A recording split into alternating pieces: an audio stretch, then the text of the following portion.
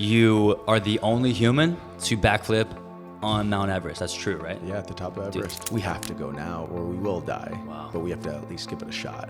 When I was training for the bear crawl marathon, it was 12 months of bear crawling every day. How many times have you knocked the tooth out? The conversations I had in Antarctica at 12,000 feet with the SEAL teams. Those were crazy. Some of these guys took down Osama bin Laden. Put your health at the absolute top priority in your life, no matter what. So dude, first off, man, thanks for being here. You're a legend. You are the only human to backflip on Mount Everest. That's true, right? Yeah, at the top of Everest. Dude, walk me through that. Whose idea? How'd that go down? Tell me everything. Yeah, I was out on Everest for 47 days trying to get to the top. And on the summit push, there's 4 camps on summit. So you have base camp, camp 1, camp 2, camp 3, camp 4, and then you have summit. From base camp to the summit, you can get it done in 2-3 days, right? If you're acclimated correctly. Yeah.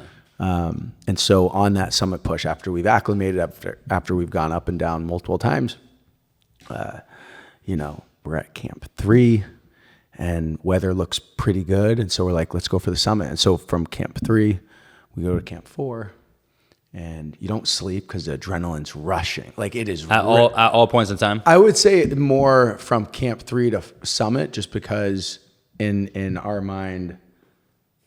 mind, I'm like, I might be standing at the top of the world. You know what I mean? Mm-hmm. And so, so anyways, don't sleep at camp 4. And then from 4 to summit, it's a grind, man. You're high up. I mean, you're 25,000 to 29,000 feet. You're just climbing. Mm-hmm. And I think in that moment, I was freezing. My toes were cold. I was kind of down. I'm like, I don't know if I'm going to be able to summit. And this is crazy. I've actually never said this before, but halfway through, we might be at 27,000 feet. With oxygen, the more you turn your oxygen up, the faster it runs out. Right. And so you have to keep your oxygen low, normally at level 1, and that will drop you about 1,500 feet from where you're currently at. So if you're at 27,000 feet, you put level 1, you go to 25 and a half, right? And so I put it to level 4 because I'm like trying to get some. And my Sherpa looks back at me, Jen, and he just sees me and I'm like, I'm too relaxed. And he's like, Dev, I'm going to give you 5 more minutes like this, like max. He's like, then I'm going to turn it back down. I'm like, okay. And so in that 5 minutes, I'm not kidding, I locked out my harness. I'm at 27,500 feet. I lock out. I'm exhausted. I haven't slept for 60 hours. I lock out and I literally just take a nap. 60 seconds. I went into deep sleep. I remember the dream I was having. Oh, really? Like 60 seconds. It was a crazy cat nap. And I remember just, and that was Jen turn. He's like, you can't sleep on the mountain. You can't sleep on Everest. We're about to go to this top of the world. Like, you can't be sleeping right now. Like, it's dangerous and it's negative 30, 40 degrees out, And so we turned it back to level 1 and I go, and I wake up and I'm like, all right, let's go, baby. And I had a crazy boost of energy. And so from that moment to the top, I'm like, oh my God, I'm about to stand on top of the world. I'm so excited. Like, it's ripping. I'm trying to stay safe because, you're going through crazy cliffs. You're walking over dead bodies. I mean, it is crazy. And then I get to the top and I'm like, whoa. Whoa. Holy. I was mind blown. Yeah. Like, there's nothing higher on the planet Earth than me right now. And I mean, I'm getting chills thinking about it. And I was just like, whoa. And I'm like, I'm never coming up here again, ever in my life. I will never stand right here again for the rest of my days on Earth. Yeah. I'm going to do a backflip. That was the first thought. You're like, how can I make this special? I was like, I'm going to do a backflip. More special than the fact that this is the first more time. Honestly, probably to tell my kid one day. Yeah. Like, Dad, what was it like? And I don't know. It was, tell him. And I did a backflip. Like, your dad did a backflip at the top, more for my kids more than anything. And then I remember I had Jen. I'm like, yo, record this right now. Yeah. Because, you know, if you don't record it, you never did it. Did it right? happen? That's the 2025 slogan. Yeah. And so we did that, and yeah, I actually told the guy behind me, I'm like, yo, watch out what we're doing. You know, I might land right here. And I don't think he knew what I was talking about. Yeah. I mean, he's like, what? This kid's gonna backflip. Also, the crampons are heavy. The boots are heavy. The suit weighs about 3 pounds. The other gear you have on. So I might have. You're low on oxygen, all this stuff. Yeah. I took the oxygen off for this. And so, yeah, that was the world's highest backflip.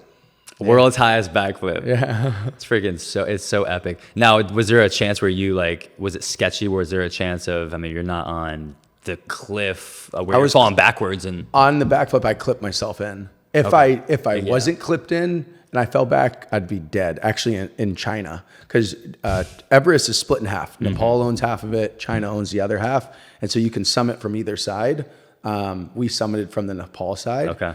We actually had permits to do the China side, but China wouldn't let us in until later in May, which wouldn't allow us to summit, because there's only like one real summit window at the end of May every year. For some reason, the jet stream. You know, it's at about 30,000 feet. It's like a couple 100 miles per hour wind. It's where planes fly at. It calms down at the end of May, and it goes to 5-10 miles an hour at the top of Everest. But Everest is so high that the jet stream literally pierces the mountain. Man. And you can see it. You can see the wind just ripping up there. But for some reason, once a year, if you're lucky, there's like 2, maybe 3 days that the jet stream comes down. And so, anyways. Yeah, epic, dude. So you kind of walked over this comment you made, no pun intended. You're walking over dead bodies. Yeah. Like, there's people who tried and failed and are dead, and they leave the bodies to decompose because it's just not. Oh no! It's a free. I mean, you can't save them. There's no helicopters that can go that high. There's no.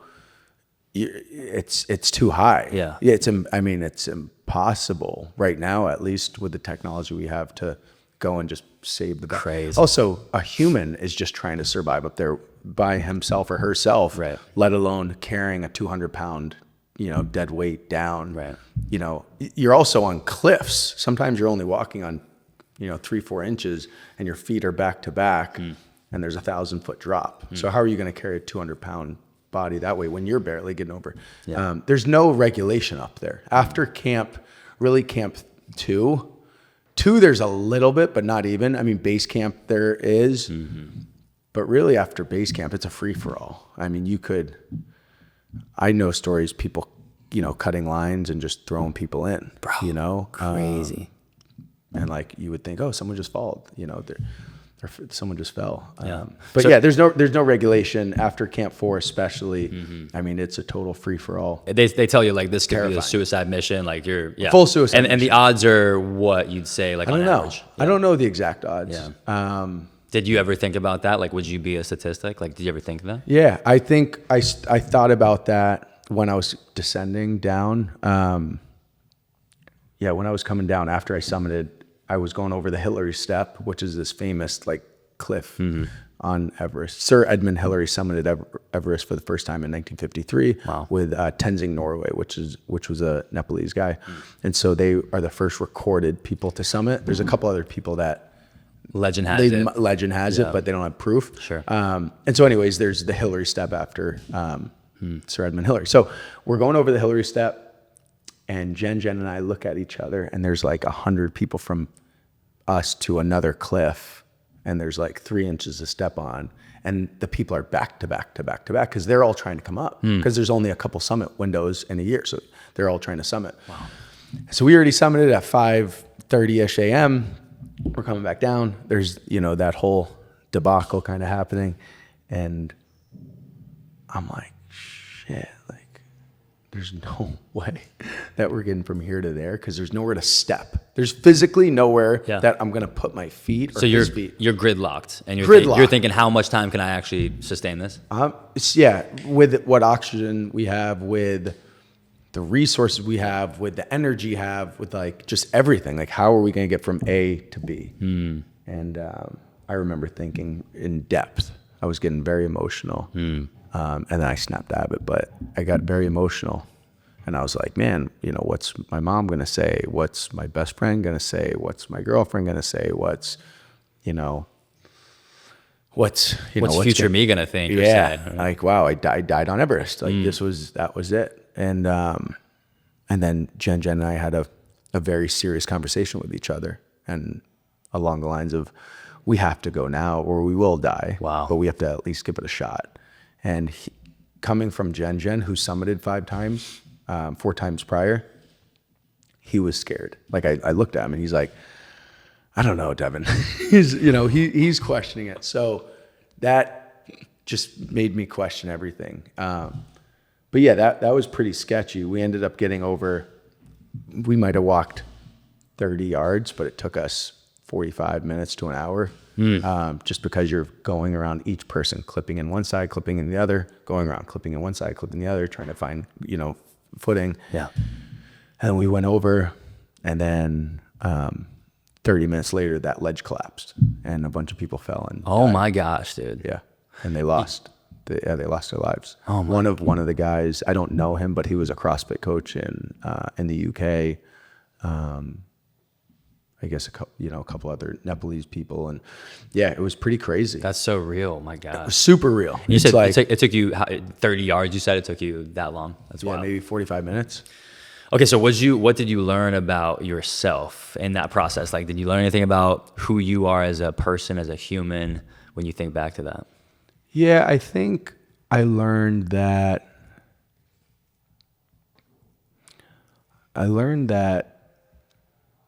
You got to really enjoy, what you're doing day to day, and like the time it's taking, and not so focused on the outcome always, but rather focused on just being grateful for the now and being present. Because whether I summited or not, it was still a beautiful mountain to climb. I still had amazing conversations. Yeah. It still tested my limits. I still got so much out of it. Sure. And I think if I was so over obsessed with getting to the top, which I wasn't, like I went to the Hoffman Institute prior, which is a great 7-day reset. And it helped me kind of just reset my brain and really separate intentions versus expectations. Interesting. Tell me more. And in my expectation of the mountain before, since I was a kid, was I have to get to the top of Everest. I want to stand at top of the world. But what happens if that expectation never happens? Depression, anxiety, stress, I'm not good enough, versus going in with an intention of, I want to calm my mind. I want to enjoy the now. I want to test my body. I want to meet new people. All those 4 things happened. I met amazing people. I tested my body. I helped calm my mind. Those are the intention versus the expectation of getting to the top. And so when you switch your mindset up with life, with business, with whatever, for example, you want to get married, or do you want to have a good relationship, right? If you're so focused on getting married, then your intention of having a good relationship and calming and loving and whatever, that kind of just goes out the window because you're so focused on getting married, Which sometimes that very thing, not to cut you off, but sometimes being so hyper-focused on the outcome prevents the actual requirement or prerequisite or foundation to actually get the desired outcome. Right. So like you're kind of, I know from my experience, like I've so hyper focused and I'm hurting myself in that sense. You're hurting because you're so focused on the future versus the now, and then time just feels like it's getting out of control. And so taking every situation in life, whether it's business and I want to get X amount a month. Well, why? What's the intention there? Well, because I want to own my time. I want to. I just want to be able to do what I want when I want. I want to be able to, lead people. Yeah. Well, guess what? If your intentions are to lead people and to do what you want when you want, you could do that before this company scales. Facts. You can do that now. And so focus on the intention versus the biz, and like that big goal that you might have, most intentions can happen now. A lot of these expectations are a future la la land thought. And not that you're not going to get to it, but I think the expectation is what adds stress, anxiety. I know to my life at least. Yeah. So I try to take out expectations, and it's a work in progress. It's like if I come on this podcast and I'm like, we have to have a perfect podcast. We have to tell the audience exactly what they want to hear. It has to be perfect. We can't mess up. Versus my intention is just to have a good conversation with Brian. You know what I mean? And so going in with the intention versus the expectation, I think is the biggest thing I learned on Everest. So good, man. Yeah. And that's what's so impressive about you, because for me, you have so many sticks in the fire. I mean, right? Like so many things you got going on. You're incredibly skilled. You have incredible strength, superpowers, and your hands almost in everything. So it's like, my question is how? Like basically, like how are you able to have so many different things happening in your life and still say the main goal for you is to be present? Like that's impressive to hear from you. It's easy if you're just a monk in a monastery, which God bless him. I wish I was living that life sometimes. Yeah. But to be in the present, to be so now focused is so impressive for someone like you. So how do you stay there?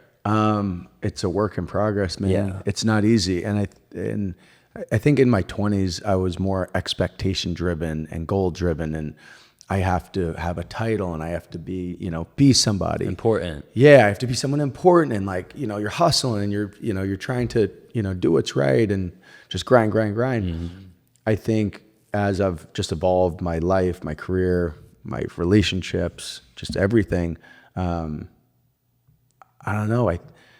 When I find myself focusing on today versus yesterday or the future, then time just slows down. Yeah. And I think I was saying this yesterday to someone that I think about death a lot. And when I think about death, obviously I don't want to die, and I never know when that's going to happen. But I know when I think of the future, it speeds time up and it feels like I'm getting closer to death. And when I think of the past, I feel like it's a waste of brain space, And so now thinking of the now and trying to be present makes the most sense to me right now in my life, and like just in general, right? Like I don't want to get close to death, so I'm not going to think about the future. People ask me, "Oh, what's your 5-year plan?" I don't know. I don't even know if I'm going to be alive in 5 years. Yeah. You know what I mean? Right. And so I think the now is the most important. I notice entrepreneurs and founders too, they work so hard for 10, 20 years and they get to their expectation or their goal. And I've chatted with many and they're like, I kind of forget what happened. It was stressful. Yeah. I wasn't able to live. Now I get to focus on my health. Now I get to go do adventures. Now I get to do X, Y, Z. And in my mind, I'm like, you're out of your mind if you think I'm wasting 10, 20 years of my life and I'm not going to live during that time and I'm only going to focus on one thing. It's just not, there's no way it's ever happening. Yep. And so in my mind, you got to enjoy the now and you got to add the things to your calendar that you really want to do, right? Whether it's adventures, whether it's meeting with people, whether it's visiting places, it's not hard to go run or bike across America. You get a bike and you just start pedaling, it's not hard, guys. Yeah. You get some shoes, you start walking, running, right?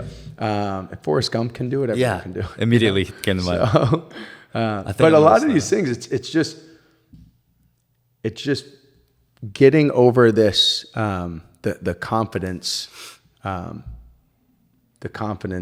hiccup that a lot of people run into. Like, well, what if I fail? What if I can't do it? What if it doesn't, happen how I want? Exactly how it should. It doesn't fucking matter. Yeah. Get that out of your head. Yeah. Just start it and see where it goes, and I think that's my mindset with really actually everything. Yeah. Just start it. Just see where it goes.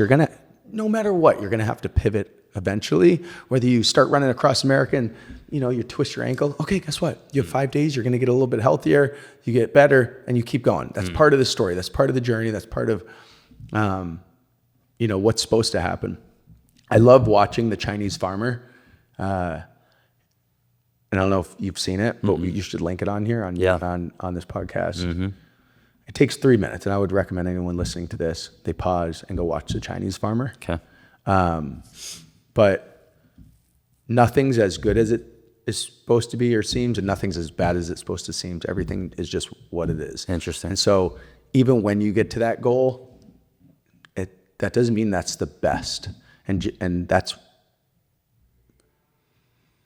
where you should feel ecstatic. And just because something is falling apart doesn't mean that's the end of the world. Just accept it for what it is. And I think that's the ultimate strength a human can have, is when they can just be like, okay. Like, I respect the shit out of athletes when they just won a Super Bowl, they scored the game-winning touchdown, and they're like, okay. They're not going nuts. They're just like, okay, I did it, And when something is going so bad in that Super Bowl and they fumble and they lose the game and they're like, okay. Yeah. Like, those are the most respectable people on planet Earth. I envy them. I think that is the ultimate strength a person can have, is when you can calm both those situations, just say, I accept it. Okay. I don't know. That's fire. And I got to imagine when people are in that, and when I'm in that sense of peace, I believe, comes from a place of, I've done the work.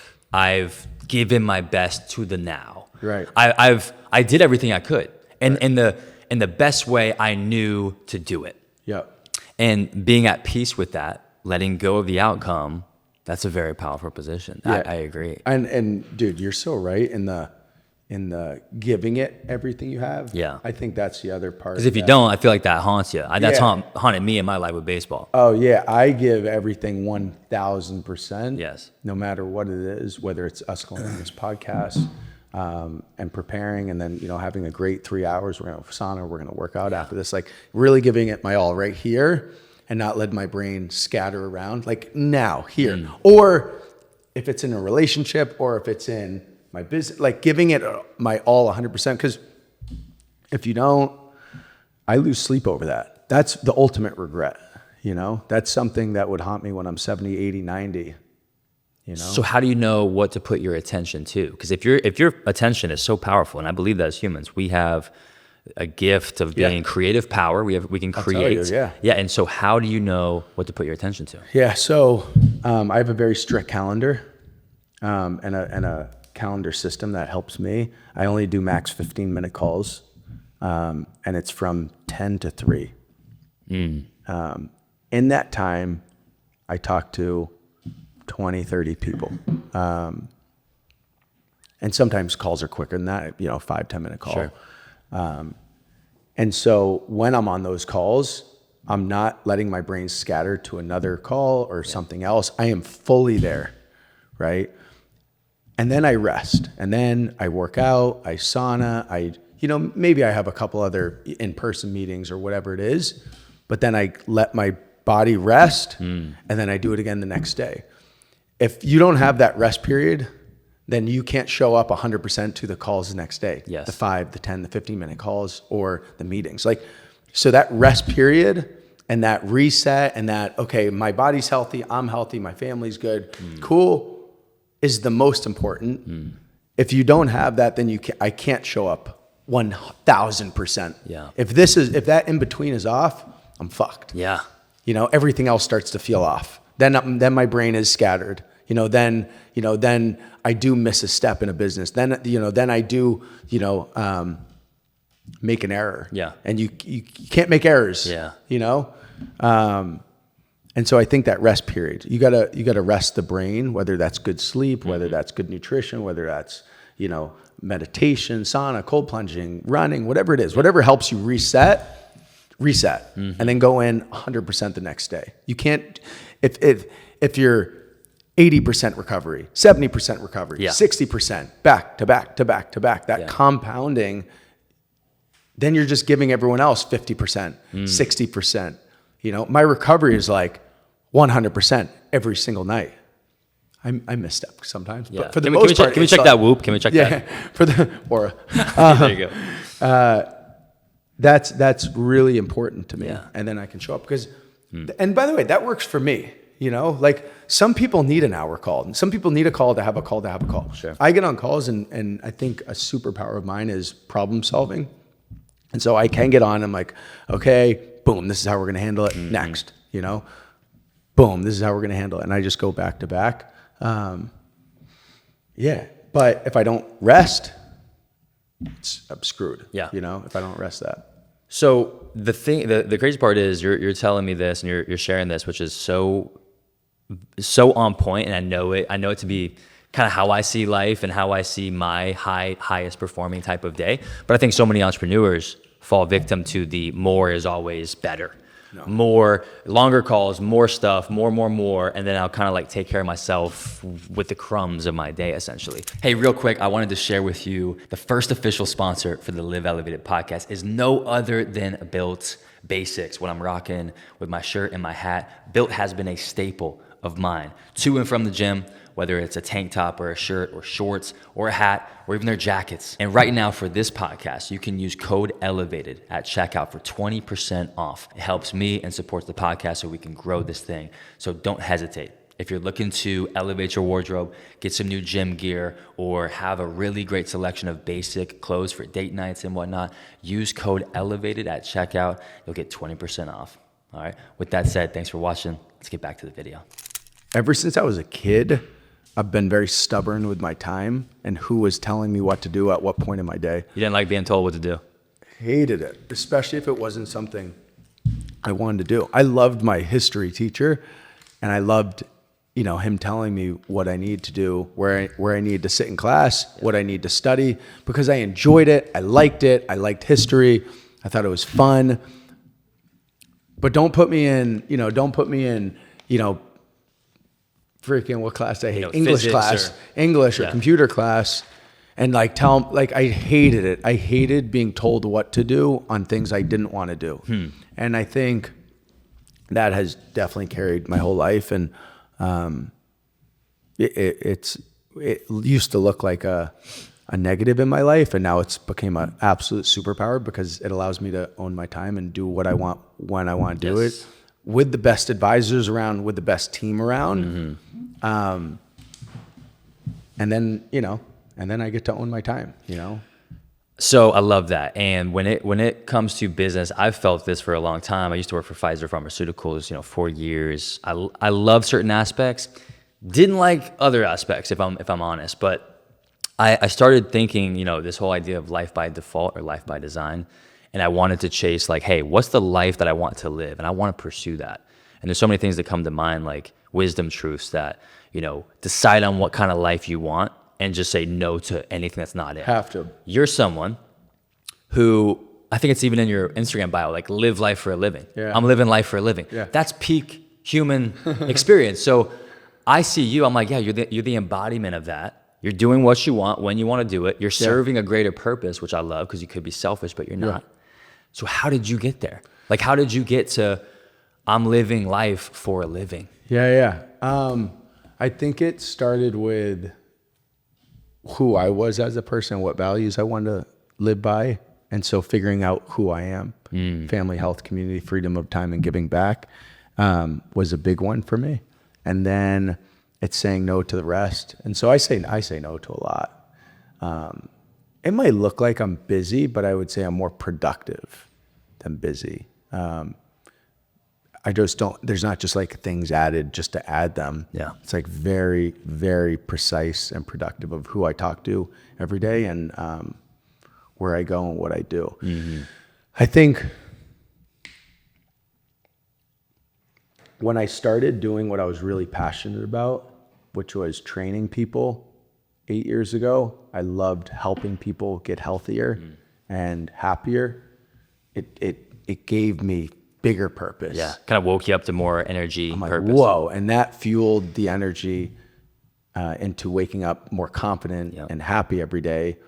And then if I'm confident and happy every day, I can help other people, do whatever hustle I'm doing, right? Whether it's the training or starting ProMix, with Albert, or, investing in brands I love, or whatever it is, right? And so, how did it start? Where was that mindset switch? I guess you're asking.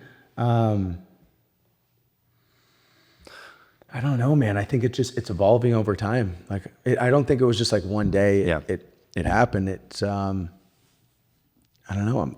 I'm figuring it out like everyone else, but I know exactly what I don't want to do. Yeah. And so I just don't fucking do that. Yeah. You know what I mean? It's very simple. Yeah. And every day I get a choice. Okay. I have all this stuff on my calendar. Do I want to do that or do I not? Do I genuinely, does it align with my values? Does it not? Do I want to talk to these people? Do I not? Yes, no, yes, no. There are people I cancel because I just simply don't want to talk to them, or simply don't want to do that. And it's out of respect for both of us. If you and I jump on a call and I don't want to be on the call with you, that is disrespectful. That's why you didn't answer my call the other day? To win. That's why now. It's people do. Imagine people jumping on a call, two people jump on a call, and both in the back of their minds, I don't really want to get on this call. Yeah. I don't want to get on this call. Yeah. What kind of energy do you think that's creating? 100%. Obligation. It makes no sense to me. Yeah. Don't get on the call. Switch it up. Switch your career. Switch who you're working with. Switch whatever it is, right? And everyone has that option. If you don't own your time, someone else will control your time. And so I really believe in, look at your calendar.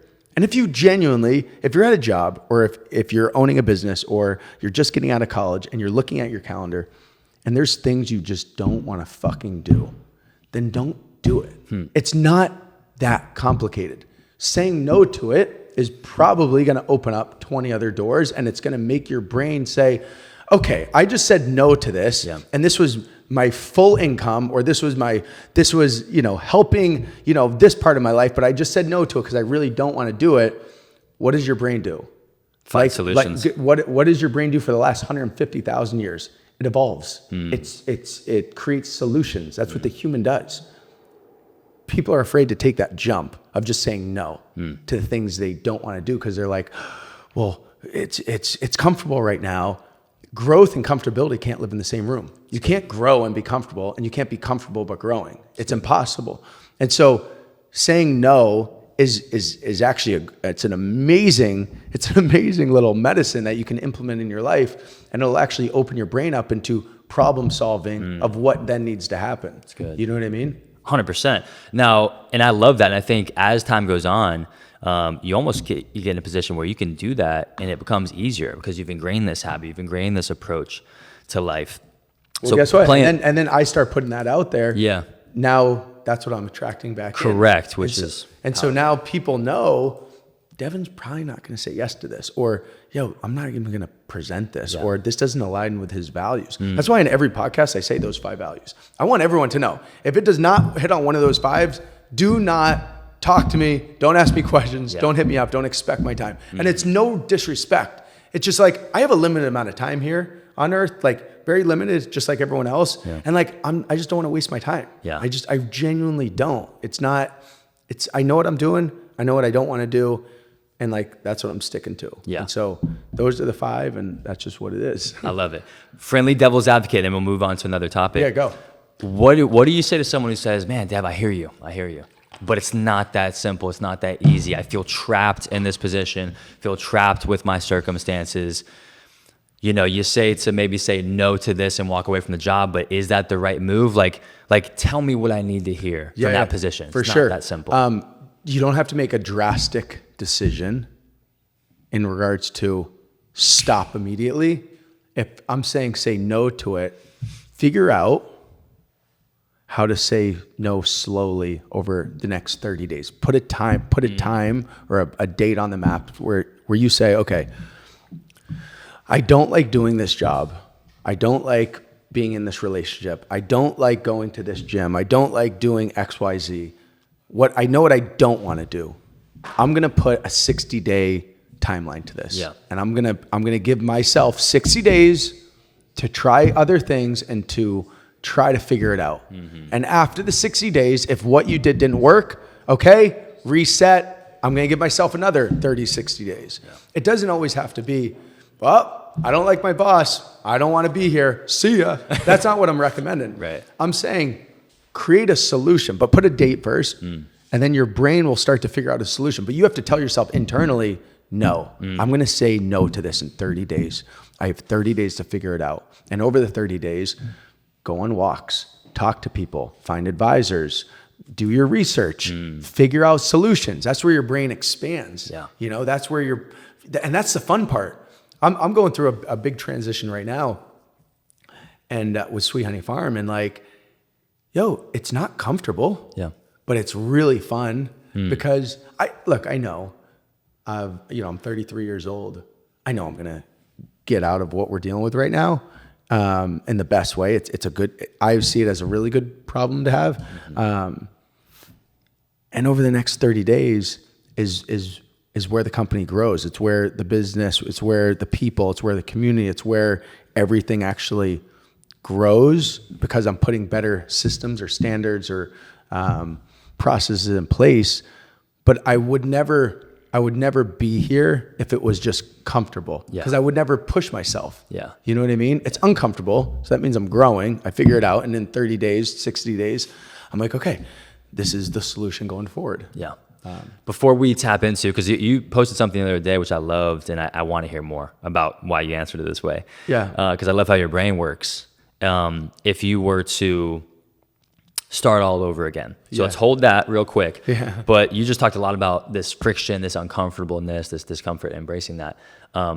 Take me back to the bear crawl, because that's like something you're famous for. I mean, you're maybe not the only human who's done it now, because there's been people who saw you and freaking believed it's possible, got inspired by you. Yeah. But yeah, did that play a role in how you kind of embraced discomfort? I mean, why did you do it? Sure. What did you learn along the way? Yeah, I noticed when I was training for the bear crawl marathon, it was 12 months of bear crawling every day. And at first, I think I get in this mindset where I know everything that I'm doing is temporary, including life. It's all temporary. It's all going to be gone, or it's all going to pause and stop at some point in our life, whether it's bear crawling 5 or 10 miles a day, or you're on earth for 100 years. Yeah, the good stuff and the bad stuff. Yep, it's all temporary. And so in my mind, that's what I'm constantly thinking about with the bear crawl. What was the main question? Just like, same thing. What did you learn? If it was anything different than the Everest climb? No, I think it's just temporary. I think it's the pain is temporary, and life is temporary, and all this bullshit that we go through is temporary. We're going to figure it out. That's the beauty of the human body, is it does figure it out. Like you will, when you're at rock bottom, something happens. And I don't know, go listen to Huberman or Tia. Like they know the science behind it. Yeah. But your body, your brain comes together, and it's like solutions. And you start thinking through it. I think the gap is people actually have the solution in their brain. They just don't act on it, And not everyone has a different solution of why they're unhappy or why they're going through ruts in their life or transitions. You have a solution. It's just about now acting on it. We're supposed to transition in life. We're supposed to evolve. We've been taught it since elementary school to middle school, to then high school, to then college, to then our internship, to then getting fired or getting a promotion, to then getting married. Like we're meant to transition in life. And so if you're not transitioning, then that's unhealthy, I believe. So embrace the transition and make sure that there's a good community around you and advisors and mentors that you can lean on, whether it's parents, whether it's external, whether it's people you're like, I like the way that they're balancing their life, or I like how they're living, or I like how Brian balances, prayer and health and, entrepreneurship. Like I like that. I'm going to look at Brian, right? Or I like how Jesse has 4 kids, a great wife, but he still does these crazy adventures. Cool. Maybe you're like, yo, I love this guy or girl. Find someone that you can kind of look to. And when you're in those transitions, try to get on the phone with them, or get in some type of group with them to where you get that energy. And that's what's going to help fuel the transitions. Don't go through transitions solo. that's no bueno.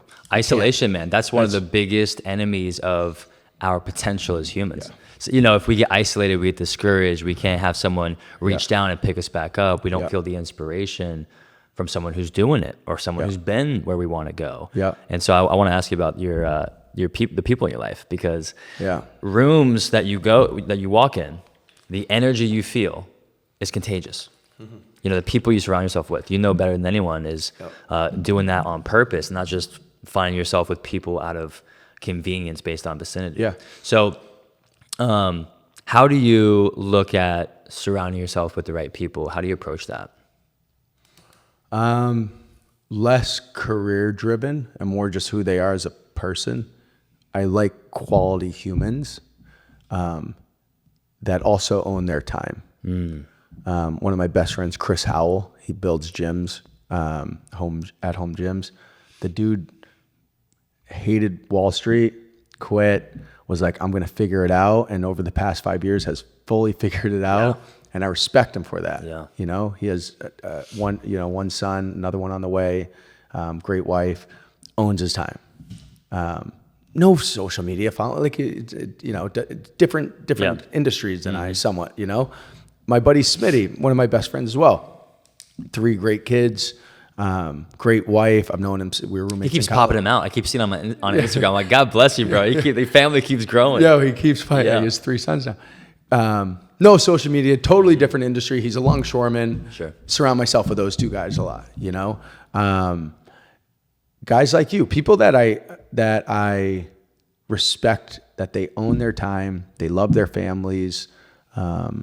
They're faithful. They're good humans. I can have raw conversations. They're not looking for anything from me. I think those are the type of guys I surround myself with. Rarely career. I mean, luckily Albert, my partner at ProMix, you know, we're best friends. We chat all the time. We do dinners. You know, we do our thing. Jesse and is he married? Yeah, he's married. Yeah. Jesse Itzler and I, you know, we have Running Man and All Day Running together. Luckily, you know, we do all these adventures. I think all my business partners are my friends, which is a blessing. That's not always the case for people, and that's okay. I think it's kind of whatever floats your boat. But for me, I love that some of my best friends are also my partners. But I also have best friends that have nothing to do. It doesn't really matter. It's all life at the end of the day. It's 24 hours, and so I don't know if I necessarily believe in this whole like balance or like work versus life, because it's still 24 hours. And so mesh it together, however makes you happy and works for your schedule and your life and your just overall happiness. I think that's all that matters. And for me, like I said, 10 a.m., 3 p.m., I do calls. After that, I'm, you know, doing kind of my thing to reset my, you know, body, everything. It's healthy boundaries, it sounds like. Boundaries. Yeah. Boundaries. I like boundaries. Rhythm. Balance. You live rhythmically, you know, you're in touch with recovery, with, you know, expression or performance or movement, but then you're in touch with like that stillness, that silence, that yin and yang, inhale, exhale. Yep. That's really good. I like the rhythm or the boundaries. Yeah, healthy boundaries. I have very healthy boundaries. Yeah, you inherently know what to say no to, almost like it's second nature. Immediate. You just know. Yeah. And I think that is a power, because in this day and age, there's so many things on everyone's plate. There's new things you could be doing. There's new opportunities, and you got to have a filter. You got to have this sense of knowing this might not be something I should say yes to, which you said. I could do another 5 hour of calls. Every day, or meetings, or meet with people, but I think over the next 5 years I would age 20 years, and it would compound, negatively affect everyone around me versus help. And so I say no to a lot of people I just genuinely don't want to do things with, or like just whatever. And then I also say no to people I just genuinely don't have time for. Like I don't have time. You know, some people are, you know, asking, I'm in Sarasota right now. I just don't have time. You know, I want to get back home. You know, I don't want to spend all weekend here. I'm meeting with you. I met with Gracie. I do our thing, and that's it. That's all the time I have. I love that, bro, because it's like you love yourself and your family and your future and the people around you so much that you're going to have some healthy boundaries. Healthy boundaries. Tell me about Running Man. Okay. First time for me to experience that, dude. I mean, that was a life-changing event for me. Being around the like-minded people, the connections. Yep. And I do my own summits and these events, and we'll do a lot more in 2026 because I know how powerful it is to surround yourself with the right people. Yeah. And those new connections are worth the price of admission, even if it's just one connection. I know, and some people are like, whether it's $100, whatever the ticket is, like, is it worth it? I'm like, you tell me. It's worth it, right? Like a business venture, a new connection. So yeah, the question, I just want to thank you for putting that stuff on, creating what you love, creating what you want to see in the world. I love that. Yeah. So how did Running Man start? How did this happen with Jesse? Yeah, Jesse and I met maybe 6 years ago, and maybe a couple of years in, we've done some adventures together and a bunch of sauna sessions, hundreds probably at that point. And I remember I was at his Connecticut house, and he brought me in his office, and he's like, Deb, I got an idea. I want you to be a part of it. I want you to be, co-founder with me. Like, really want to blow this thing up. And I'm like, what is it? He's like, we're going to create a brand called All Day Running. I'm like, cool. He's like, we're going to do these workouts every day, and it's going to have a word of the day, and it's going to correlate. Each letter is going to correlate to a different exercise. And I'm like, sick idea. Let's do it. He's like, we're going to do merch. We're going to, I want to do events, yada, yada, yada. I'm like, cool. I love all of it. I'm in. Let's rock.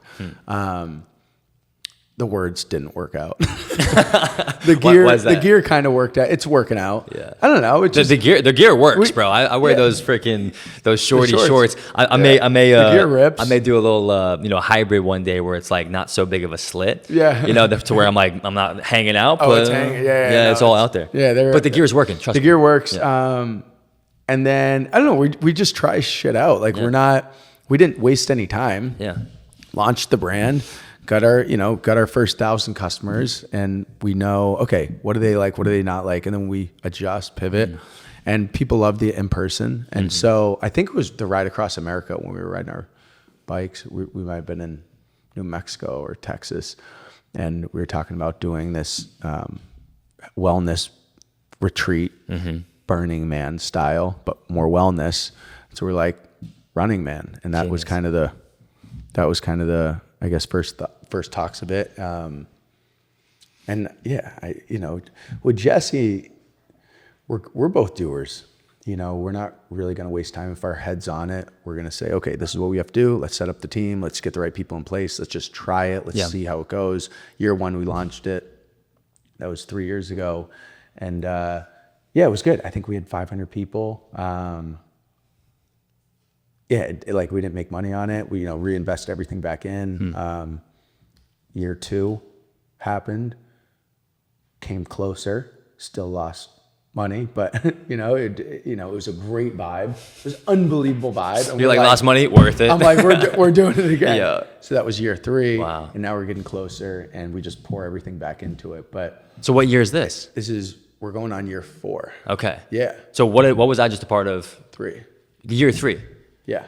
See, I feel like from the outside looking in, you guys, that's a success, even though maybe the year prior was not in the green, which is crazy. I think, just there's always hiccups in the back end of every business. No, but from a community standpoint, from everyone coming, from people signing up for 5K and doing a full marathon, from the brands coming and getting exposure, from the keynote speakers getting to go on these big stages and talk to people, from a vibe, from an intention standpoint, full success. Intention.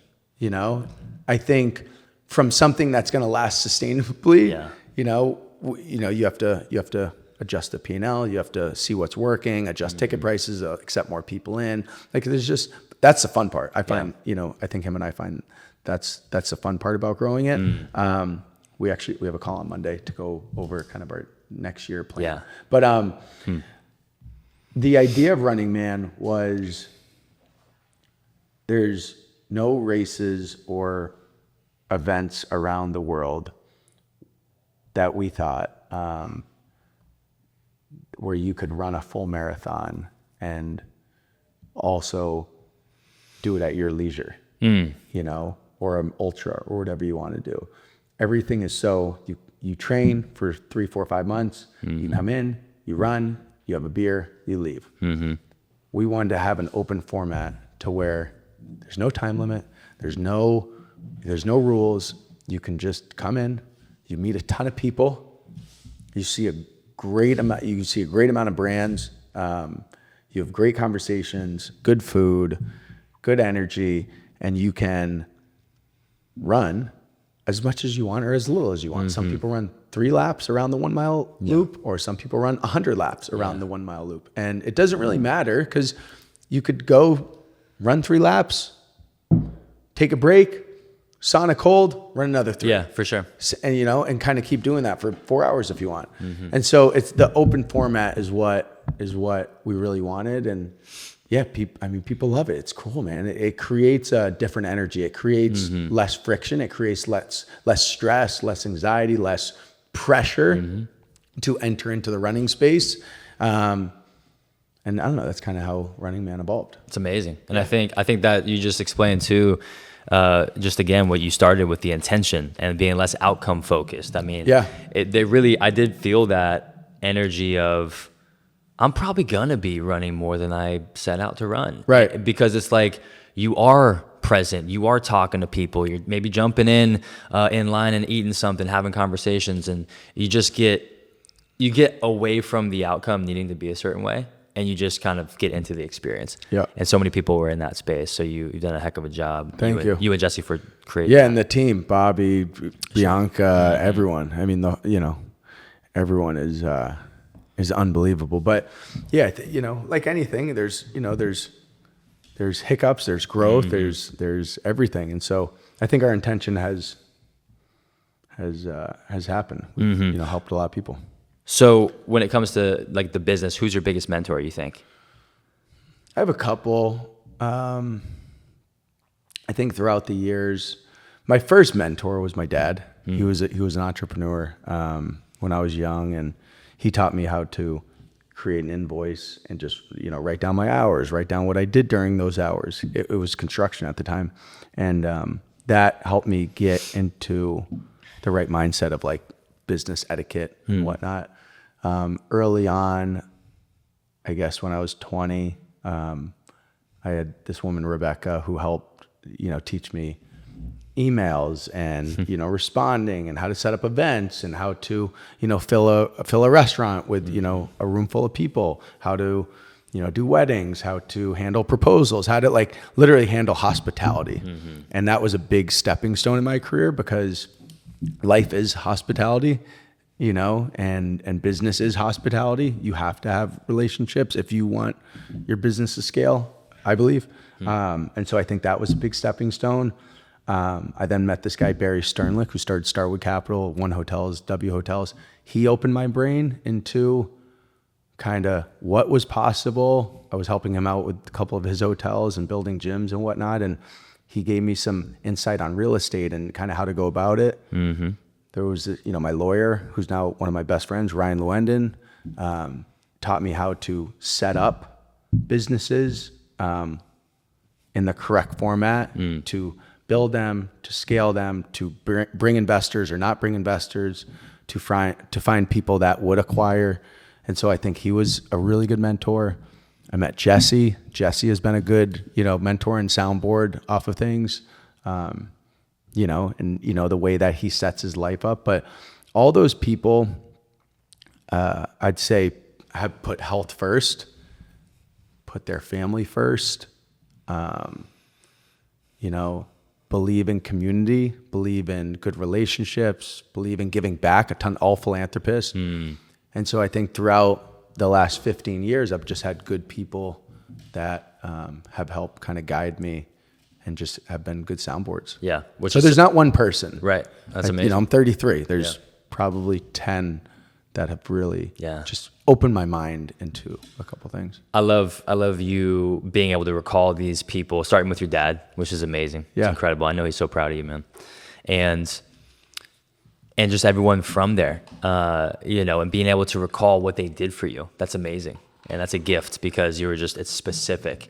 And that's no doubt an accident. That's no doubt. I mean, obviously your family is one thing, but no doubt an accident that you've been surrounding yourself with the right people. Yep. You said hospitality. That's crazy because you were in a different world, your past life, completely different. So how do you think back to those days? What do you think hospitality and living in that world of hospitality, how has that shaped you into who you are today, even though you're not technically in hospitality anymore? When I was playing football and baseball in college, I needed to make money. And so I needed to, pay my cell phone bill. And I remember I got a bar back job. And I was always taught by my dad, like, keep your hands out of your pocket. There's always something to do. And I grew up doing like drywall, construction, carpentry, stuff like that. And that was tough. When I find myself behind a bar and I'm helping the bartender out clean glasses, I'm like, this is easy. This is easy compared to... You're conversating too. I'm like, are you kidding me? I get to talk to people. Like, I'm washing, cups, cool. I'm filling, the back shelf up. I'm helping him out or her out. I was excited because I'm like, oh my God, I'm getting tips. I'm getting hourly. Like, this is amazing. And so hospitality grew on me quick. When I was 19, 20, I was bartending. 21, I was bartending. 22, I was managing. 20 to 24. I think it helped just shape the conversations between people and how to deal with different types of humans, whether it's the angry mom where her, kid's chicken was undercooked, or it's the drunk, jerk who, is yelling at someone. You're handling so many different personalities. And I know in business, you're handling different personalities as well. And so that's helped me. You're also handling different personalities in relationships, whether it's your wife or girlfriend or whoever, like they have different, mood swings and whatnot. And so I think dealing and understanding how to approach different types of people and different energies is all learned in hospitality. I think everyone should work in hospitality at some point for at least 24 to 36 months. Yeah. And just be in it, where you have to make compensation based on tips and how you treat people and how you have to approach them. Because if it's hourly and you're just on a salary, it doesn't fucking matter. You're not even in it, really. You could be, but you couldn't be. Yeah. So what makes for big tips in your experience? So what were you doing? What are the things that you do to get big tips? Knowing how to put out a fire, if there is a fire, keeping people excited, keeping people engaged, keeping people knowing there's something coming, there's something else on its way. Giving them a good experience, getting a smile on their face, not just telling them what they want to hear, but actually being present and, remembering, if, your kid's name is Jojo at the end of the dinner, okay, Jojo, have a good night, really listening and being in that moment versus just, you see waiters or waitresses and I think, some you can kind of see are faking it just to like put a smile on, and they put the smile on right when they give you the check. And like, okay, like how was your night? No. The whole time you got to be like that, right? And it's not in a fake way. Either you have it or you don't. Yeah. But I think if you don't have it and you start to train yourself to meet people, everyone has a story. All you have to do is ask. I'm a big believer in that. And I find it fascinating to understand what other people's stories are and listen and see where they're coming from with different mindsets and situations and whatever. And so I think I've always been curious to ask questions and help out. And like, where are you guys coming from? Off work? Oh, what do you do for work? Cool. All right. Yeah. All right. Do you want a drink with that? Yeah. Okay. Cool. How about a beer? You want a beer? Cool. All right. Let's get him a beer. Like really, really adding hospitality into the conversation. And people are taking an hour or 2 hours out of their day to go sit down at your venue. And they chose you, especially if you're in a big city, out of thousands or hundreds of other options. That's an hour.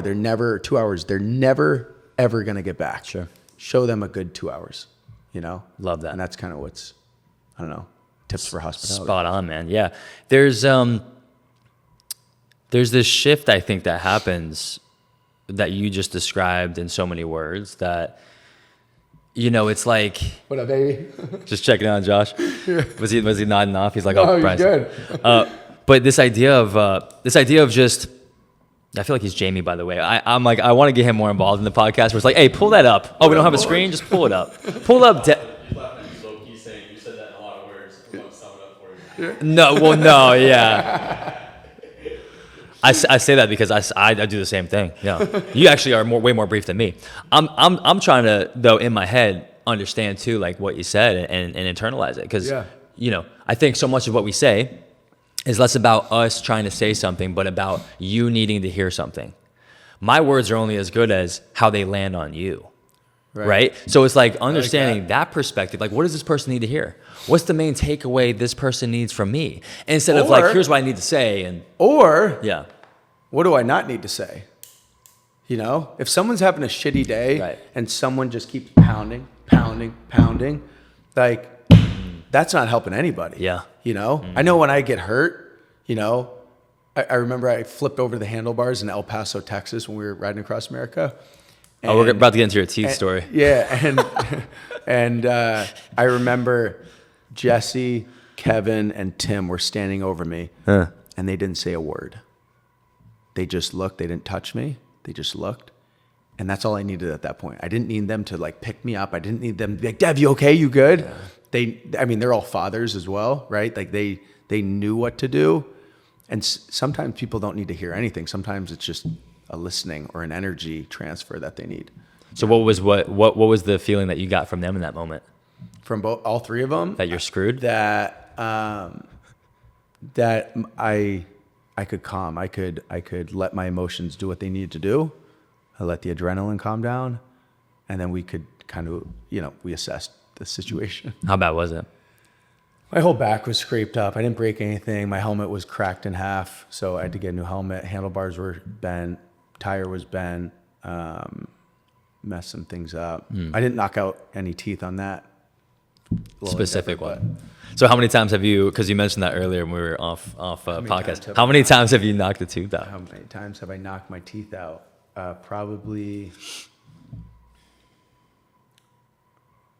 falling off horses when I was young, football, chipping them, wakeboard accident that I had 3 years ago. Hit it on the board? Yeah, the board knocked three of them out. That was like boxing. I was with my trainer in Mexico at the time. And he's like, we're just going to do a light spar. And I'm like, all right. He's like, I'm not going to punch you in the face. I'm like, I would hope not. And so we start, going. And I dropped my hands and he cracked me. Dang. I chipped my tooth, the whole thing. You swallowed it or it popped out. Oh, you saw it. Yeah. I was missing a whole tooth. Mountain biking. Hitting it on the handlebar, snowboarding, hitting it on the rail. Jeez. That was bad. The rail? That was bad. When I was younger, and this was my fault, my mom will remember this, this was really bad. I didn't have my seatbelt on in the car, and she was driving, and someone cut in front of her, and she had to slam on the brakes, and I slammed forward, and I hit my teeth on the metal part of like the seat, and my whole teeth, they were knocked out, and then also through my gum. Yeah. Oof. So I've probably knocked my teeth out 8 times or so.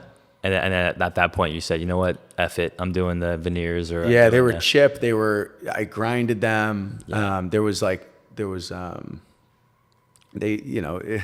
It looked like a bunch of Band-Aids on it. Mm-hmm. And so, the veneers are just easier. Yeah.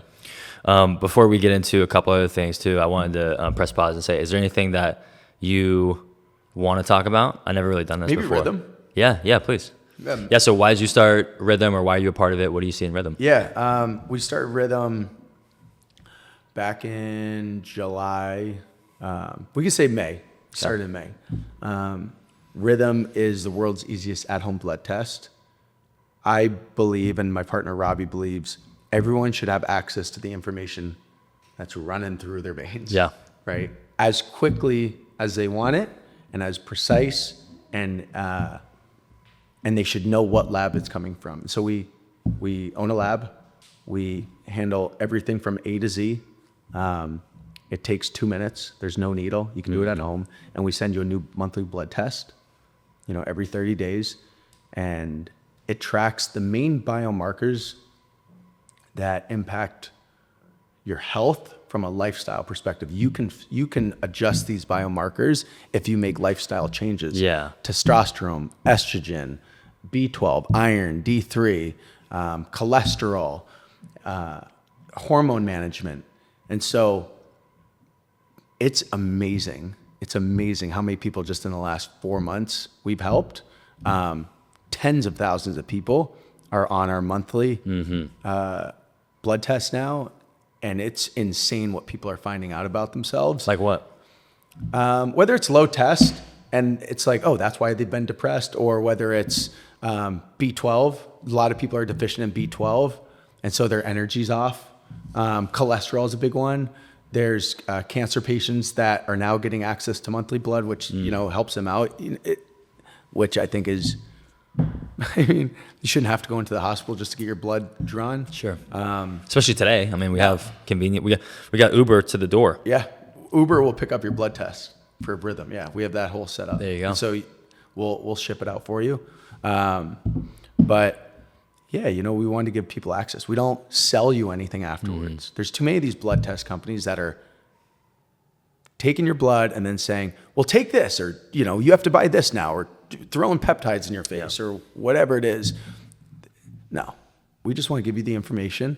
We give you how to fix it from a lifestyle perspective. If you need to take vitamins, then go take vitamins, but we're not pushing any to you. And I own a supplement company. We're still not, do whatever you need to do. Most people are traveling, eating different things every month, seeing new people in new environments. And so your blood is naturally changing. Yeah. And I don't believe in an annual blood test. I think it's 2025, almost 2026. Yeah. You should know what's happening in your blood every month. Facts. And you should be able to have the control of adjusting that month to month. And that's what Rhythm is. It's the world's easiest blood test and lab that we can help people do that. Amazing. Yeah, controlled. It's trustworthy because of the lab. It's because you're in it too. It speaks a lot for me as well. And the ease, the convenience, the fact that you're not selling some type of treatment plan that's really robust and maybe not the right thing for everybody. Like that's amazing. So what do you think is the big goal for Rhythm? To make blood testing accessible to everyone. Yeah. There's 450 million people in America. There's almost 8 billion people in the world. Majority of humans, I'd say and this is me making this up. I'd say 90% of people don't know what's happening in their blood at all. At all. Maybe some do annually, but most people don't. If you're listening right now on the podcast, do you know what your levels are? Bet you I know the answer. Yeah. 98% of people probably don't, right? I don't know. Yeah, I would. Yeah, I would say no, because I didn't, and I'm super health oriented. Yeah. I haven't known what they are for the past 10 years until we launched this, and now I know every single month. So if I don't know, and that's okay. We're gonna help you switch that up, and fix that, and prevent some diseases and health issues, and know how you can optimize your body in the best way, because it might be a simple fix. Yeah. Whether it's energy or sex drive or acne or gut issues, or you're not able to lose weight. Well, look at your levels first, and then that'll tell you what to do to switch those things up. For sure. Awareness is such a major role in that. So becoming more aware of that. And it kind of gives you motivation when you feel like, okay, I can control these 3 things, or I'm going to do 1 or 2 things to focus on. We're going to be in a better place. Confidence. Yeah. Do you do anything differently based on this season of life, knowing more? My cholesterol has been off, and so I'm staying away from the fried foods as much as I can, even though I live in Charleston, and there's a lot of fried foods there. Yeah. testosterone was a little down, so I'm lifting more weights. I'm getting a little bit more sunshine in the morning. So the last couple months has been up and to the right, which is good. B12 was off, and so I started taking Promix B12 vitamin. Love that. And what else? Those were like the main things for me. Everything else was pretty optimal. Okay, I would love to transition into this thing, and we can go back to anything you want to talk about. But the habits. So think about habits and actions you take that are high ROI actions. We've talked about a lot of them, right? Okay. But I want to hear some of those the highest return on investment actions or habits that you have, Devon, to get you in a place of high performance. Yeah. What are those? Number one is sauna cold plunge every day. If I can, I'm sweating every day. Thank you, my brother. King. Thank you, legend. Appreciate you. Shout out to Ryan Tuttle. Let's go, baby. Wow. That's O&A. Shout out to O&A as well. Oh, this is great. Sauna cold plunge is at my absolute top. It makes me feel good. It gives me energy. It lets my skin and the biggest organ on your body do what it needs to do and just like let go. Cold plunging I love just because it gives me that dopamine rush. And so I would say sauna cold's at the top. Yeah. I'd say another thing is being outside. I feel like God is just blessing you. More aligned. He's just kissing me. More connected. Yeah, connected. I saw a video, which Josh knows, this guy's talking about like thoughts that he thinks inside. He's like, I spend too much time inside. I have a thought. I don't trust it. I go take a walk. Yeah. I don't trust indoor thoughts, he said. Ain't no way. I love that, bro. No way. That's so We should true. be outside right go now. take a walk. We should be outside. You want to move the podcast? We should. We should. Just take the mic. Let's go. Let's go. I would say my dad was a pro weightlifter and my mom was a pro arm wrestler. I've seen pictures. That's right. You're bred for freaking I love, performance. Yeah, they were, for sure. I have 4 sisters. They're all jacked too. I've been taking vitamins since I was a kid. Raw milk, fish oil, a pre and probiotic. This stuff right here, dude. This stuff's life changing. I haven't, we created this, D-bloat. but I was taking other pre and probiotic before we created this unbelievable one. Yeah. I've been taking those my whole life, the fish oil, the pre and probiotic. Those are like big no matter what. I've started taking creatine more, which I love. Anything for sleep? Sleep. Yeah, I mean, we have a relax product, which is great magnesium, and lemon balm. Lemon balm calms the nervous system, and so that's amazing. Yeah. So sauna, getting outside, taking my vitamins are really big hacks. Yeah. And just like, and it seems so simple, but are you doing it every day? I bet you you're not. I bet you if you do, you're gonna feel a lot better. Find time. Just doing those 3 things, for me, amazing. Staying connected and making sure my family's good. My mom, my sister, not going months without talking to them. Not even really going to weeks. Shooting them a message, shooting them a call. That's a big one. Do you make time for that? Do you plan those moments, or do you just spontaneous? My 4 sisters and my mom are in a group chat, and so we chat every day in it. Everyone's always sending messages and memes and just funny stuff. It's great. It's good. So that keeps me grounded. I would say I'm doing on-site next week, which it's kind of like the Hoffman process, but it's a 7-day full reset, body, mind, no phone, no one knows your name. It's intense therapy. And it just breaks down your patterns and tries to get rid of the BS. And so doing, one of those resets a year. And then I do therapy calls once or twice a week. Call my therapist, tell her just a soundboards. Yeah. She helps break down my brain and kind of where I'm going with stuff and how to approach it. So having a soundboard is really important. Amazing. And then having something, I say this is a really important one, having something to look forward to. I'm really looking forward to Africa. I'm building a hospital for a village there. And so I'm excited to go there. And, that gives me purpose because we're helping 15,000 people, that need a hospital. And then I'm climbing Denali next June. And so those are, things I get to look forward to. Yeah, and you're preparing for it. You're looking forward to it, yeah. Yeah. those are, yeah, not to get too, but like make sure your sexual life is good. I think that's a big one for people, right? Like your relationship life, that's got to be kind of on point, or I don't know, the human body's, not probably doing what it needs to do.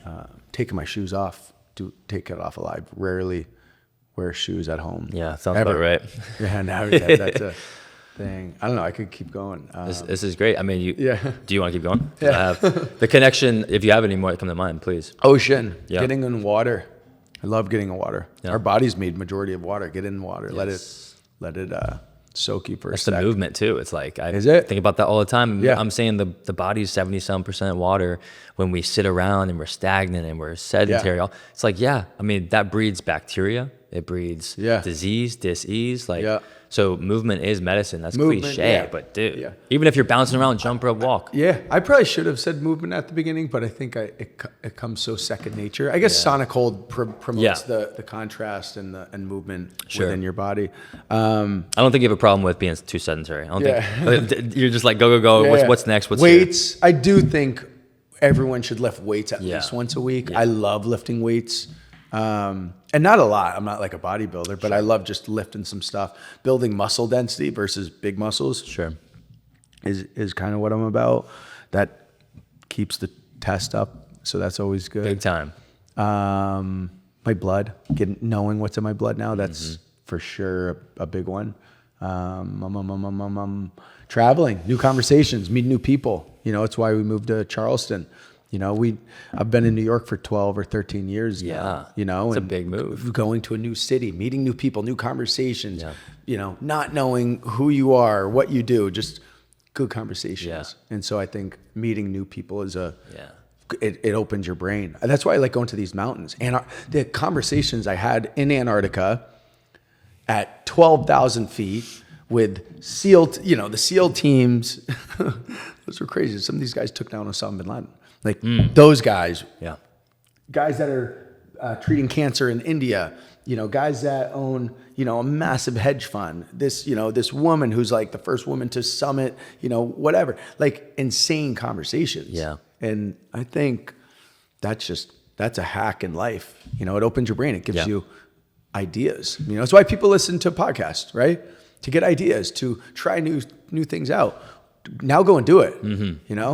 Don't be a witness, be a player, Yeah.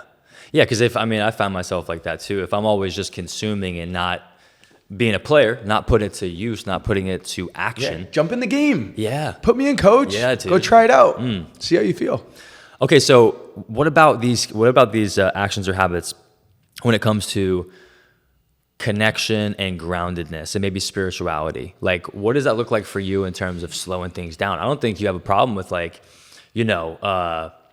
needing motivation or, I gotta move today. Like, you're more like, okay, what does it look like to turn that off and get some sleep? What does it look like to live connected to, something like that gives you that like life, that spirit life? I talk to God a lot. A lot. I mean, just throughout the day, I pray, I ask questions. I try to trust that if something's going not how I want, that it's supposed to be going like that. And so just having a hierarchy that you can talk to has helped me a lot. I try to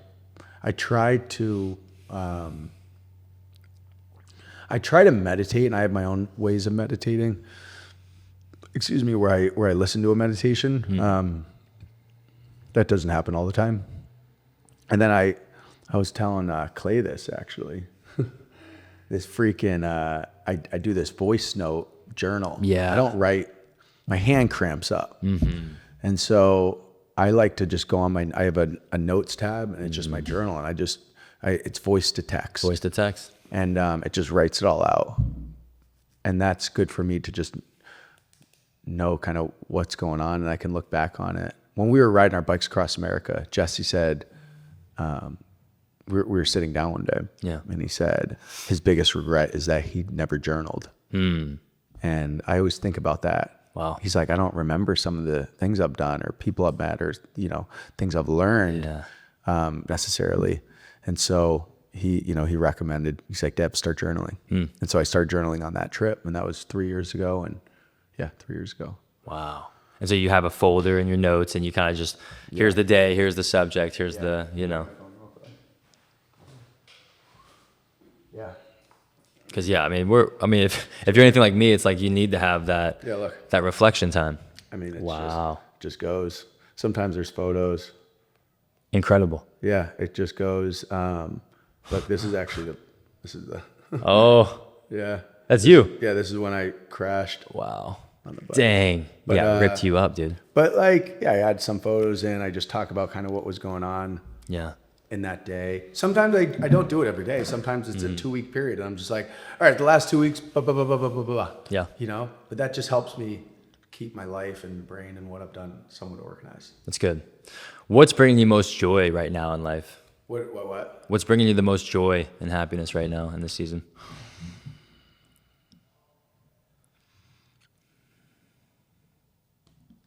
It's a really good question. What's bringing me the most joy in life?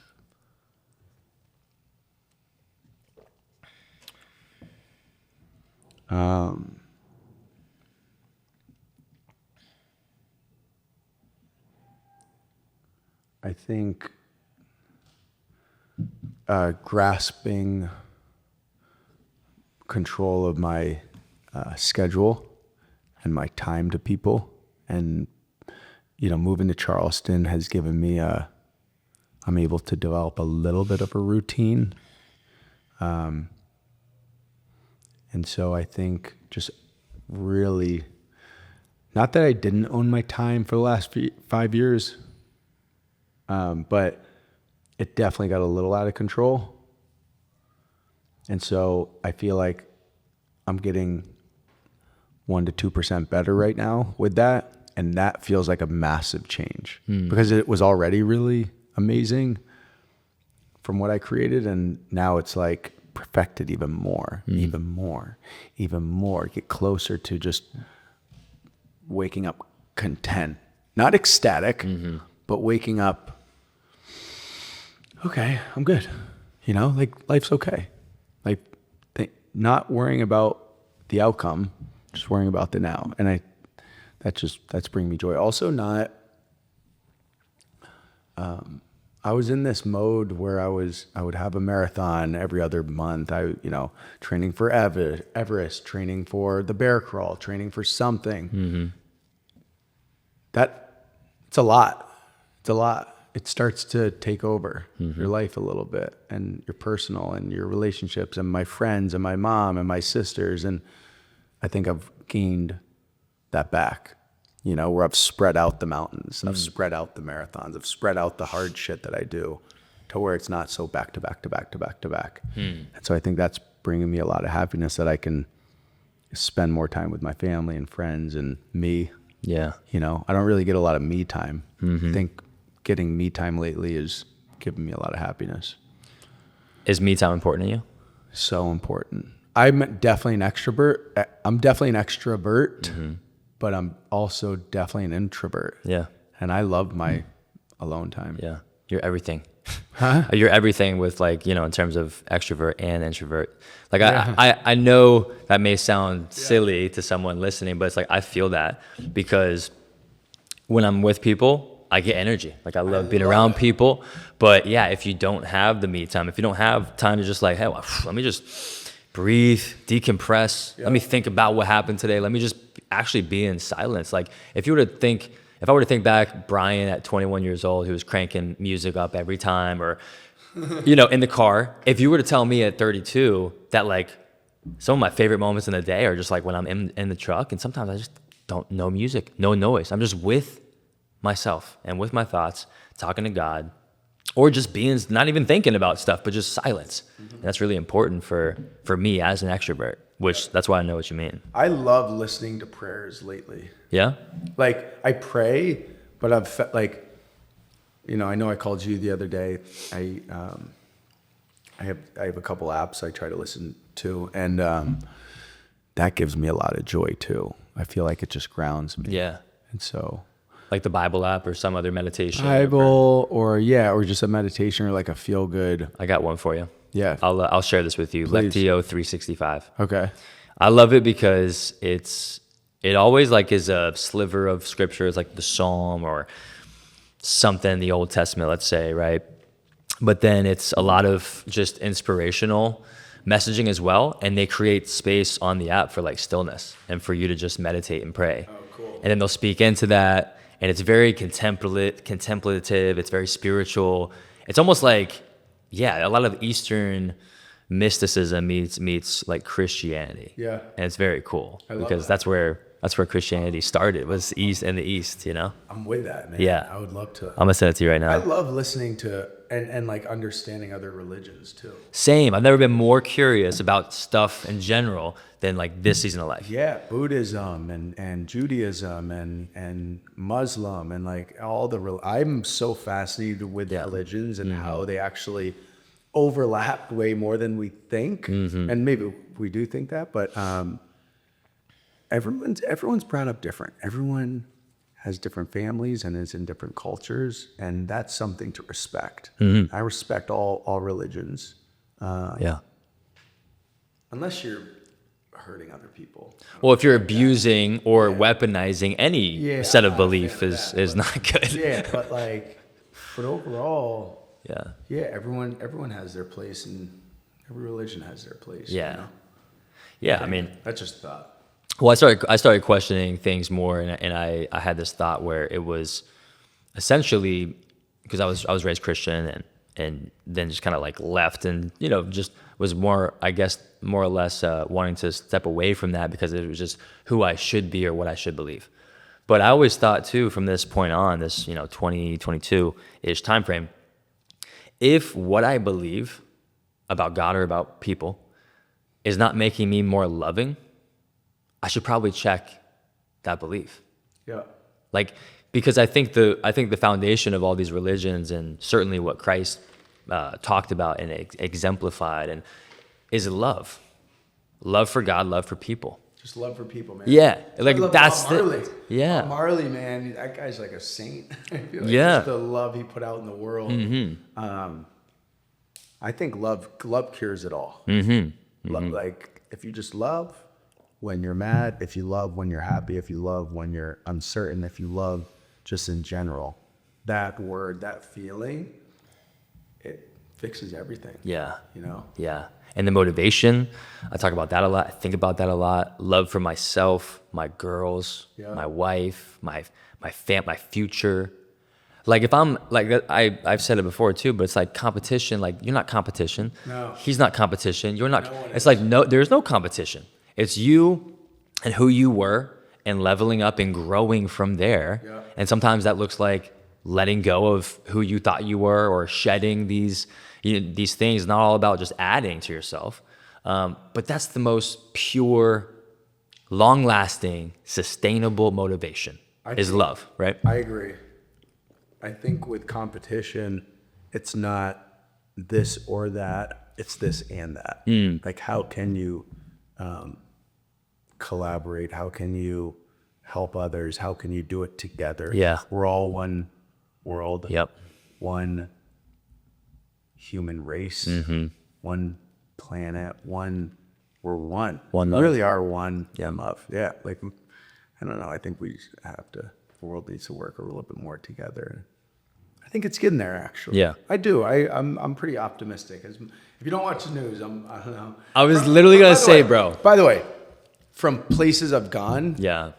not watching the news, like physically being a player in the game Yeah. of Earth, Of life. and of life, and going to the depths of Antarctica multiple times, to going to the highest point in the world and being saturated in in these cultures, to going to third world countries, building a village and a hospital in Africa, like being in depth with these people, seeing these charities, seeing the philanthropy efforts by my billionaire friends to my friends that are just starting off. Yeah.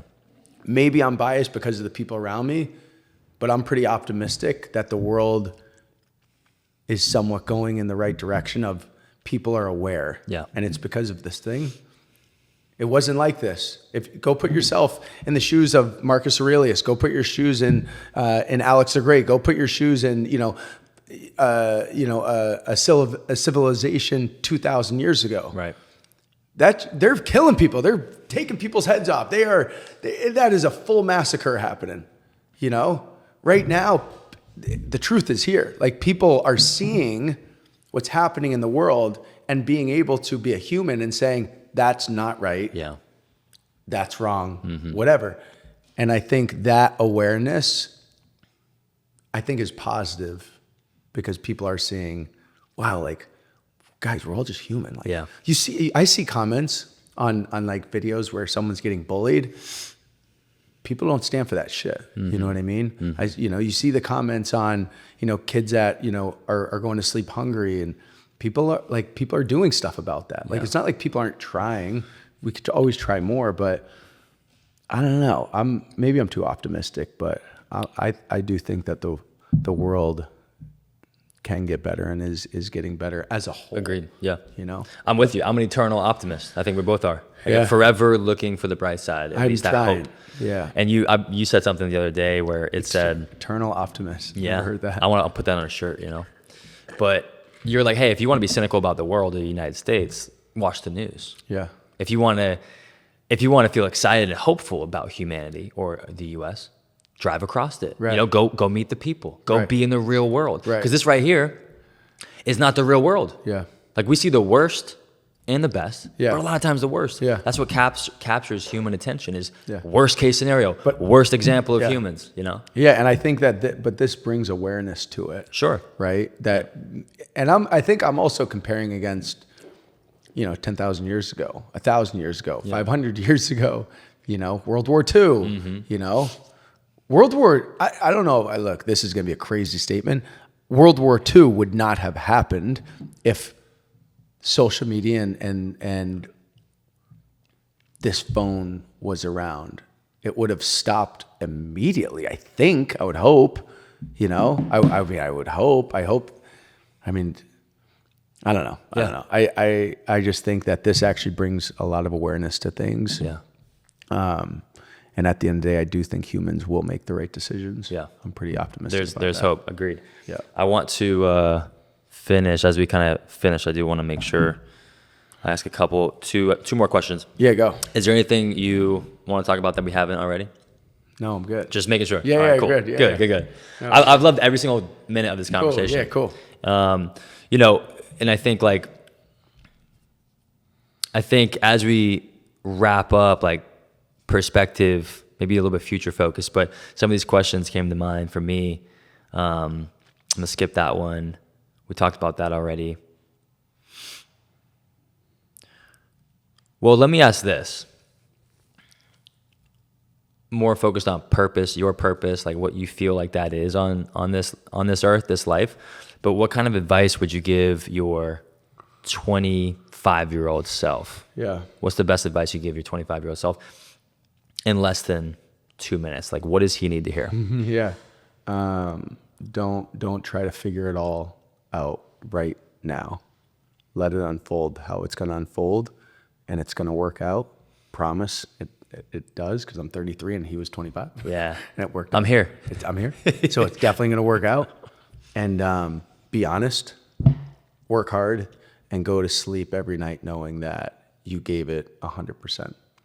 And that's it. And just trust. Fire. Yeah.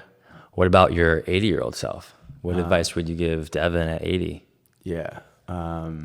Besides, hey, I didn't think we'd make it here, buddy. Yeah. Holy shit, we're here. I think about my 80-year-old self a lot, and it's regret. I don't want to ever feel regret in anything, and so I'm very, very. I have a lot of intent on that. Like, I have a lot of focus on not regretting things. I never want to feel regret, and I also want to, hopefully have helped people out and help people wake up happier and healthier, and been a great husband, a great son, a great brother, a great friend to people. And I think if I'm those, I'm pretty happy. Yeah. You know? Kids one day or no? You think? I can't wait to have kids. Yeah. You'd be a great dad. I would have kids yesterday. Yeah. If the timing was right. But It's always divine timing. we'll see. Yeah. We'll see. You're never too late. You're never I'm too not early. engaged yet, and so we'll see. Yeah, that's good. You're going to be a great dad when that season comes, if it comes, whatever it is. But like to your point, not rushing into it, not making the outcome be a certain way, just controlling what you can control, focusing on the now. How can I show up in the best way? How can I be the man that my future needs? These kind of themes, I think we both spend a lot of time on in a day-to-day life. Well, check this out. I was saying this yesterday, actually. How old were your parents when they had you? Late 20s and 32. So say 32. Yeah. I'm 33. How old are you? 32. Yeah, so you're 32. If you had a son or daughter right now, Yeah. you would be giving them all the information that you've learned up until this point. So 32 years of maybe trauma, maybe good, bad learnings, education, schooling, whatever it is, relationship with God. Yep. Now, if you had a kid at 25, you'd be giving him or her 25 years of whatever that is. Whatever you give them right now is who they're going to be. I'm a big believer in that. Nature versus nurture. Yeah. I'm a big believer in that. And so don't sell your kid short. Be the best person be the best person you can before you have the kids and learn as much as you possibly can so you can give them the best odds to having a great life and making the right decisions. A lot of times that's not the case. And those generational patterns from your parents and their grandparents are passed down. Yep. And they never stop because no one ever catches up and says, stop, let me figure this out. Let me stop these negative patterns. Let me find purpose. Let me go about life the correct way. They just have a kid and they're like, well, guess what? You got great grandpa's trauma coming on you, baby. Yeah, you know what I mean? And that's normally how it happens. So the generational patterns, the negative ones, they have to stop. And anyone listening has control of stopping those patterns before their kid and their future generations come. But you have to stop them and you have to realize them. The Hoffman Institute has helped me with that. I'm going to onsite next week. I didn't even tap into that question. I have questions we can ask on camera. You would love it. Yeah. It's amazing, and it helps you break down the patterns. Whether it's